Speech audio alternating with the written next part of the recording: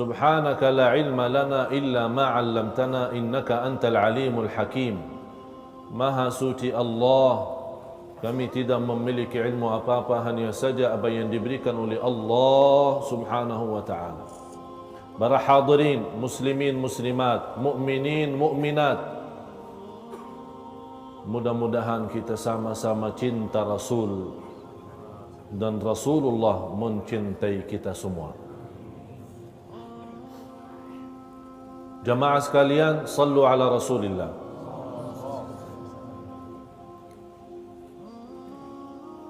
Hijrah Rasul sambil menuju kota Madinah. Rasulullah sallallahu alaihi wasallam walaupun beliau berhijrah, semuanya ada rencana.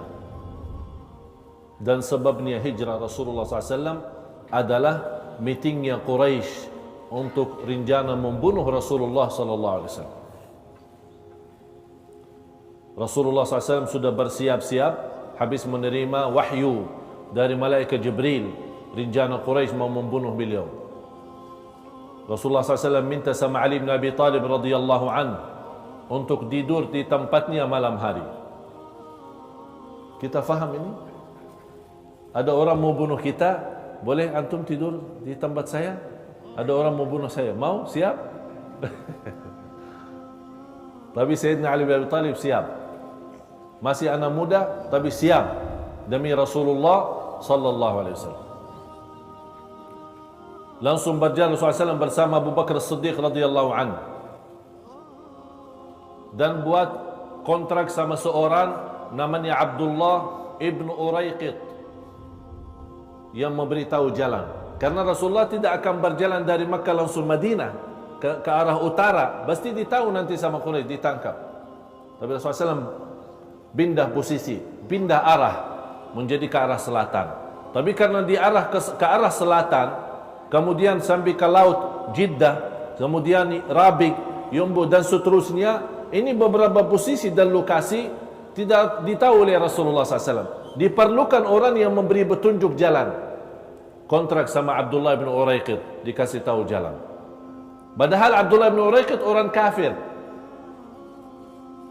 Jadi dalam keadaan darurat, dari dasar ini dibolehkan kita minta bantuan orang kafir dalam keadaan darurat.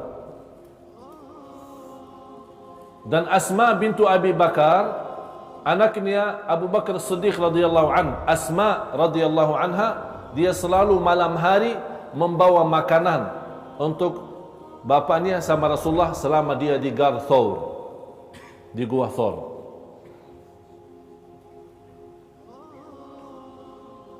Ada juga anaknya Abu Bakar Siddiq adalah Abdullah yang membawa berita. Karena mereka kan bertahan selama 3 hari di Gua Thawr.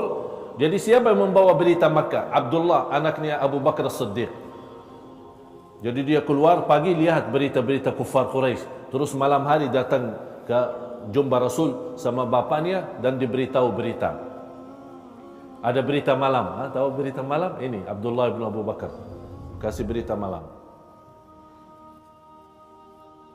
Selama 3 hari sudah mulai sepi, sudah mulai Quraisy seolah-olah putus asa jumpa Rasulullah SAW. Rasulullah mulai berjalan menuju kota Madinah. Tapi di arah selatan, bukan arah utara. Padahal kita tahu dari Makkah menuju ke Madinah seharusnya ke arah utara. Inilah semua ikhtiar Rasul. Semuanya itu ikhtiar Rasul. Berjalan, berusaha, sewa orang, kontrak orang untuk diberitahu jalan. Kemudian makan malam hari, sembunyi di posisi yang tidak ditahu. Ini semuanya ikhtiar. Tidak menurani tawakal kita kepada Allah. Tetap kita tawakal, tapi sebelum tawakal harus ada ikhtiar. Rasulullah SAW berjalan. Berjalanan Rasulullah SAW naik unta. Yang membawa unta Rasulullah SAW di depan, Sayyidina Abu Bakar di belakang, sambil menuju kota Madinah. Kalau ada orang di dalam perjalanan bertemu Ditanya sama Abu Bakar, ini siapa ini yang di depan? Dia tidak cerita, ini Muhammad. Nanti ditangkap lagi orang. Orang tidak tahu ini siapa.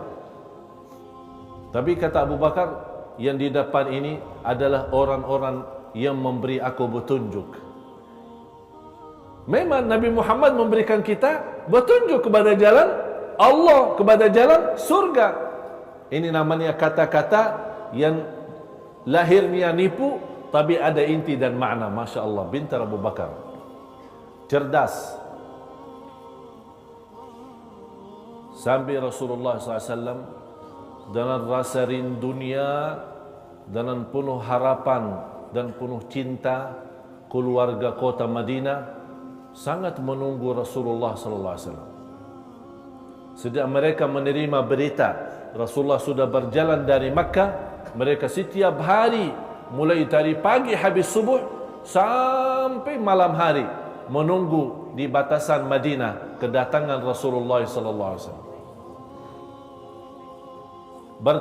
Bertambah lokasi, dari siang hari Rasulullah SAW masuk di hari Senin 12 Rabiul Awal kota Madinah, lewat yang namanya lokasi atau tempat kewasaan namanya Quba. Bertemu dengan ahli Quba. Dan pertama yang dikerjakan oleh Rasulullah SAW di Quba adalah membangun masjid. Itulah yang ternama pertama masjid di Islam adalah Masjid Quba. Kalau sebelum Islam memang ada Masjidul Haram yang ada Ka'bah, Masjidul Aqsa, ini sebelum Islam. Tapi sesudah Islam pertama masjid adalah Masjid Quba. Kemudian lanjut Rasulullah SAW dari posisi Masjid Quba menuju ke kota Madinah. Sampai Rasulullah SAW ke kota Madinah, disambung oleh ahlu Madinah. Cuba lihat, terbukti dalam sejarah tidak ada seorang kota penduduknya yang betul-betul cinta Rasulullah sebagaimana ahlul Madinah, keluarga orang Madinah. Sampai Rasulullah mendoakan, ya Allah, rahmatilah al-ansar, rahmatilah keturunan al-ansar, rahmatilah anak-anak al-ansar, rahmatilah cucu-cucu al-ansar. Semua dirahmati Allah Subhanahu wa taala. Ini doa Nabi Muhammad SAW khusus untuk ahlul Madinah. Rasulullah SAW bersabda di hadis yang sahih, man ahabba ahlal Madinah faqad ahabbani, wa man abghada ahlal Madinah faqad abghadani. Barang siapa yang cinta ahlul Madinah, dia telah cintaku. Barang siapa yang tidak suka sama ahlul Madinah, dia tidak suka samaku, kata Rasulullah. Begitu Rasulullah SAW bertemu dengan ahlul Madinah, dari jauh hari nampaknya Rasulullah SAW bersama Sayyidina Abu Bakar. Banyak keluarga Madinah belum tahu wajah Rasul, tapi mereka merasa, oh barangkali Abu Bakar itu Rasul. Tapi begitu Rasulullah diam, duduk, mau beristirahat, mereka melihat Abu Bakar membawa payung untuk melindungi Rasulullah SAW dari matahari. Oh, ini Rasulullah yang lagi duduk, bukan yang lagi berdiri. Ini khidmat. Masya Allah, Abu Bakar Siddiq radhiyallahu anhu. Begitu Rasulullah SAW masuk ke kota Madinah, semuanya keluarga Madinah, wanita-wanita, anak-anak kecil, semua berhenti main, semua tinggalkan urusannya, keluar dari rumah masing-masing. Ada yang di atap rumahnya, ada yang di atas pohon kurma. Semua meniani, membawa lagu untuk menyambut kedatangan Rasulullah sallallahu alaihi wasallam. Tala'al badru alaina min thaniyatil wada' wajaba syukru alaina ma da'a lillahi da'. Cuba perasaan keluarga Madinah kedatangan orang yang termulia di bumi, orang yang tersayang oleh Allah di bumi, orang-orang yang suci dan bersih, orang-orang yang ahlul Madinah sudah bersedia untuk penerbangan untuk Rasulullah sallallahu alaihi wasallam. Coba bayangkan dan gambarkan bagaimana senangnya ahlul Madinah pas kedatangan Rasulullah sallallahu alaihi wasallam. Begitu Rasulullah SAW masuk, semua mau ambil tali untanya untuk diajak makan atau istirahat di rumahnya. Kata Rasulullah SAW, biarkan untanya dia berjalan sendiri dan dia berhenti sendiri, karena diperintahkan oleh Allah. Begitu Rasulullah SAW menduduk di satu lokasi dan satu tempat, kata Rasulullah, inilah bangun masjidku. Sangat berharga. Sebelum apa-apa, sebelum tempat istirahat, sebelum cari makan, sebelum cari tempat tinggal, langsung Rasulullah memfikirkan masjid. Karena Rasulullah tahu masjid itu sangat berguna untuk umat Islam selama umat Islam masih memakmurkan masjid. Sumber belajar agama masjid, silaturrahim masjid, majlis masywarah masjid, majlis menukar ilmu dan fikiran masjid, majlis kita bersatuan kita dari masjid, semuanya dari masjid. Sinar ilmu, sinar cahaya, sinar iman, masjid. Oleh karena itu pertama kerjaannya Rasulullah adalah membangun masjid. Baru mencari tempat istirahat dan duduknya Rasulullah SAW. 10 tahun Rasulullah di kota Madinah. 10 tahun. Terjadi selama 10 tahun turunnya rubahan kiblah di tanggal 15 Sya'ban. Karena Rasulullah SAW tidak senang sama Yahudi, tapi terpaksa karena ikuti perintah Allah, dia menghadapi, kalau lagi salat menghadapi Masjidul Aqsa. Dan orang Yahudi berkata, ini aneh Rasul, kok dia ikut kiblah kita tapi tidak mau ikuti ajaran kita. Disitulah Rasulullah mulai tidak senang. Begitu datang malaikat Jibril, Nabi Muhammad SAW berkata kepada malaikat Jibril, bagaimana cara Allah merubah kiblah menjadi ke Ka'bah? Kata malaikat Jibril, saya cuma hamba Allah, cobalah anda berdoa saja. Terus Rasulullah menadu malam hari untuk dirubahkan kiblahnya. Tanggal 15 Sya'ban Allah memerintahkan Nabi Muhammad sallallahu alaihi wasallam untuk rubah kiblah. Suratul Baqarah ayat 114. Rubah kiblah.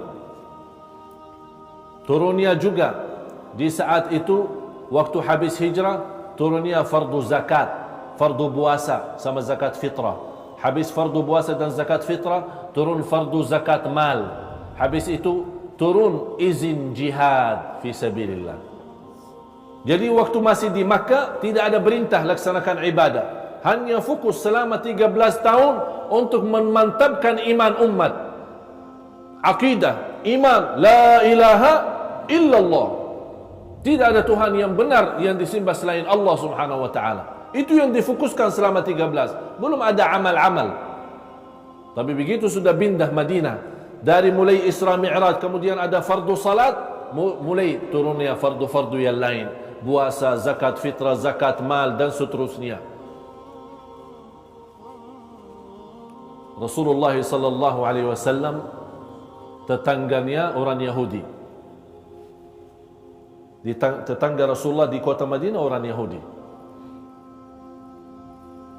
Ada seorang Yahudi anak suka setiap hari goda Rasul.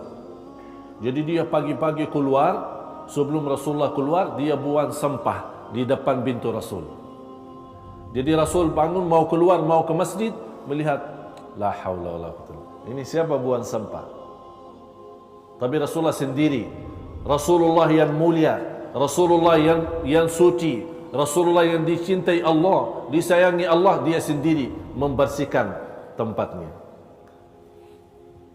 Besoknya datang lagi.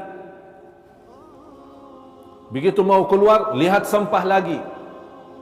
Sekian lama orang anak Yahudi ini suka buang sampah di depan pintu Rasul. Ada satu hari Rasulullah keluar, oh tidak ada sampah. Mana ada sampah hari ini? Rasulullah bertanya, kenapa anak Yahudi tidak membuang sampah hari ini? Jumpa Rasul akhlak mulia. Ya Rasulullah, anak-anak Yahudi lagi sakit. Ayo kita menuju silaturrahim. Allahu Akbar. Rasulullah silaturrahim sama musuhnya. Rasulullah mencari orang yang sakit, yang setiap hari dia buang sampah. Datang. Begitu Rasulullah jumpa sama orang anak Yahudi, Rasulullah tidak pernah cakap, sakit, setiap hari buang sampah ya. Tak ada, Rasul tidak pernah berkata, wa ma arsalnaka illa rahmatan lil alamin. Rahmat bagi semua.